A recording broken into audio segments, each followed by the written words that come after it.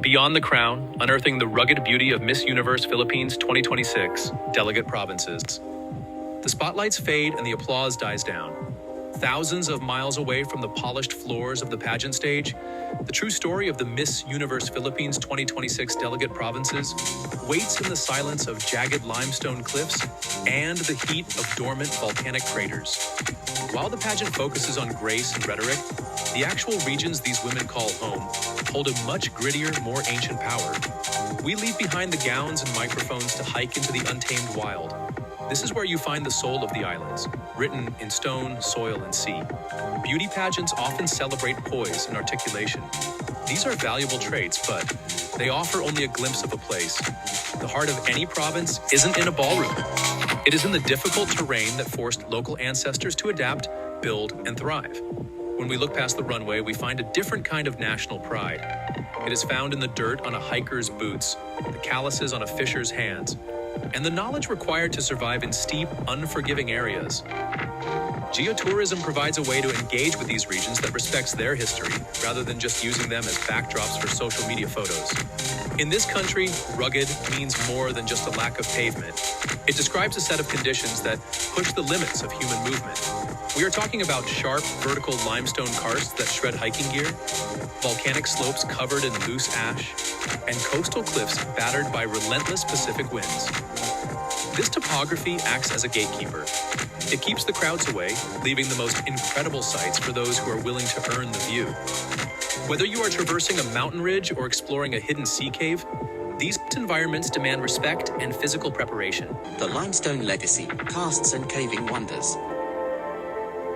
Limestone formations are the backbone of many Miss Universe Philippines 2026 delegate provinces. Places like Palawan, Cebu, and Bohol are famous for their karst topography, but the real gems hide deep inside the hills. These formations were born millions of years ago when tectonic plates pushed coral reefs above sea level.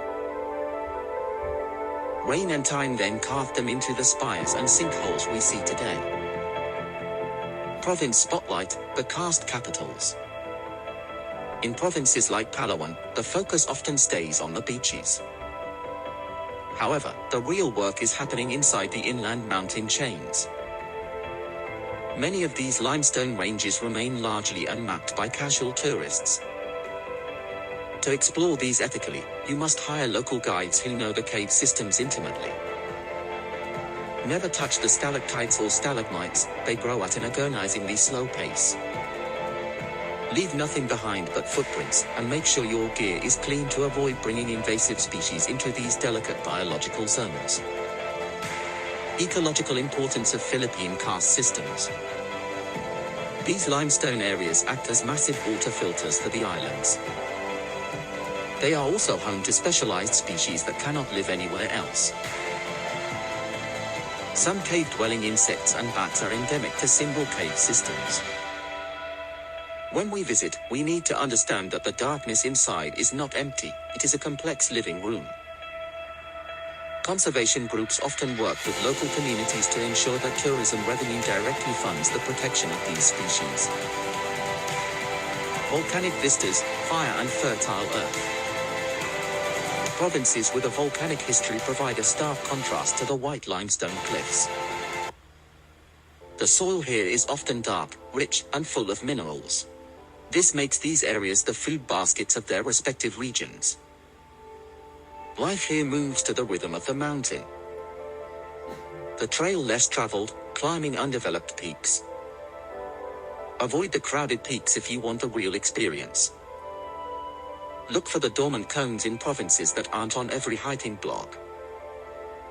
These trails are often overgrown and require a machete and a local guide just to find the path. You will need to secure permits from local municipal offices, which is a vital part of the process. This ensures that the local government knows you are on the mountain and helps maintain the trail networks.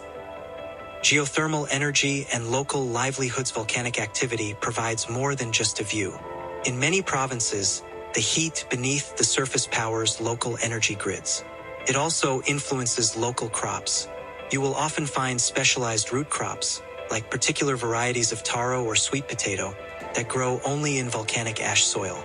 These plants have a distinct flavor profile that is part of the local identity.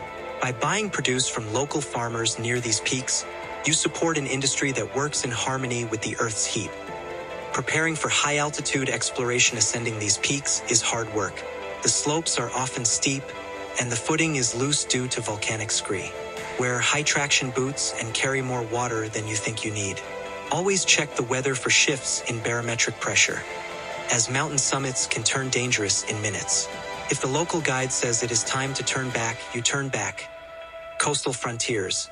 Where the sea meets the stone, the Philippine coastline is not just sand and coconut trees. In the more rugged provinces, the coast is a battleground between the land and the ocean. We see sheer basalt cliffs rising straight out of the water and sea caves carved by high-energy currents. Hidden coves and uncharted dive sites, some of the most intense diving occurs where the currents are strongest.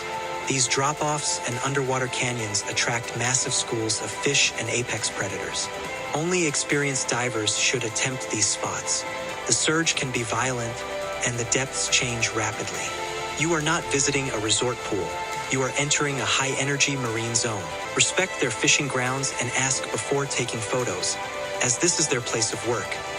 Navigating the intertidal zone. A geologist's guide low tide reveals the true shape of the coast.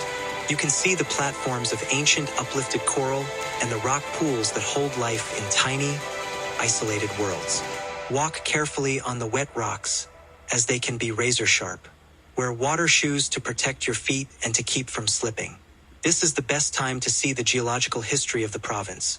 The layered rock shows exactly how the islands rose from the sea, highlands and plateaus. The interior wilderness moving away from the coast, the interior highlands offer a cooler, mist-covered environment. These provinces often host cloud forests where the air is thick with humidity and the trees are covered in moss. The cloud forest experience. Biodiversity hotspots, the high-altitude regions act as islands within islands.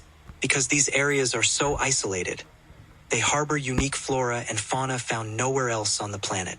Orchids, pitcher plants, and birds of prey thrive in these wet, high-altitude conditions. It is a fragile environment where one careless step can destroy years of growth.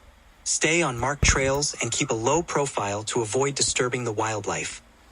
Navigating upland trails and indigenous territories, many of these highlands are ancestral lands. When you enter, you are entering someone's home. Cultural sensitivity is mandatory. Ask for permission from local leaders, respect the sacred sites, and follow the customs regarding what is allowed in the forest. Your visit should be a transaction of respect, not just a sightseeing tour. The true measure of Philippine splendor, the beauty of a province, is not measured by its accessibility or its amenities. It is measured by the difficulty of the path, the history in the rocks, and the resilience of the people who call the area home. When we move past the superficial gloss of the pageant stage, we find the real Philippines. It is a place of hard-won views and deep, ancient geology. Understanding these landscapes forces us to rethink what it means to appreciate our country. Your presence has an impact. Minimize that impact by staying on trails and avoiding contact with natural surfaces. Contribute, don't just consume. Support the local economy, record your observations for science, and advocate for the preservation of these rugged areas. Advocating for the untamed. From delegate to defender, the delegates of the Miss Universe Philippines 2026 represent their provinces on a global stage. But the true advocates are the ones who defend these lands on the ground. By engaging with the rugged, undeveloped parts of these regions, you connect with the source of their identity. This connection turns us from mere tourists into stewards.